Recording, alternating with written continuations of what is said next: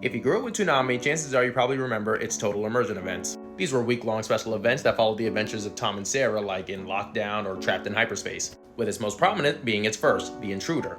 But as this commenter points out, there was in fact a sequel, one that took place 15 years after the original that apparently some of y'all just didn't know about. The Intruder 2 aired a full 15 years after the original in November of 2015. Much like in the original, we joined Tom and Sarah on a routine day broadcasting anime to the masses from their ship, the Absolution. This is until they are suddenly hailed by a passing ship requesting assistance with an SOS. Tom brings the Absolution in closer to offer assistance, but that's when the ship opens fire. The Absolution then returned fire and crippled the opposing vessel. This left the enemy ship without weapons or engines, but it didn't mean they were out of options because it quickly deployed an EMP. After the EMP fried their weapons and shielding, leaving the Absolution vulnerable, the enemy ship launched an escape pod and let it ram straight into the Absolution, thus triggering an alert, an intruder alert.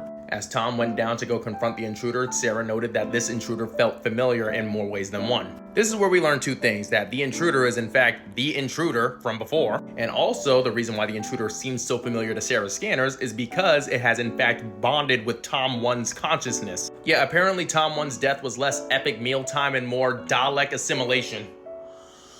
So now the intruder, armed with both its very durable body and the strategic thinking of Tom's mind, reveals that he is there to take revenge on Tom by taking everything that he loves from him piece by piece. The first piece being the ship's AI, Sarah, which he begins to take offline by attacking the AI core of the ship. Tom attempts to stop him but loses his left arm in the process. And with Tom being unable to match up to the intruder physically, this leads to the AI core being taken offline and Sarah being killed in the process. With Sarah gone and Tom now down an arm, it gives the intruder free reign of the ship, and he lets Tom know that he's first going to take Sarah, then the ship, and then ultimately he's going to assimilate this new Tom to become even stronger and smarter than ever before. And because the intruder has both Tom's mind and access to the entirety of the ship's systems, he's able to track Tom's location due to the tracker in his arm. This prompts Tom to rip off his damaged arm in order to keep his location a secret. And with the intruder now on a wild goose chase, Tom takes the opportunity to equip a jetpack and fly to the intruder's original ship.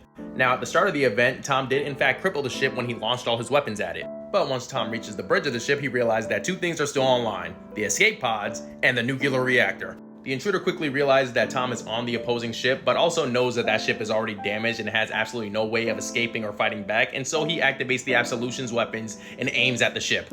But before the intruder has a chance to rain down hellfire, Tom floods the reactor. Tom then boards an escape pod and allows a nuclear explosion to take out both the Absolution and the intruder. This leads to Tom crash landing on a desert planet where he finds an abandoned base and uses its systems to rebuild the downloaded scraps of AI that was left of Sarah. So yeah, that's the entirety of the Intruder 2. I want to hear from you guys. What did you think of it? Leave it in the comments.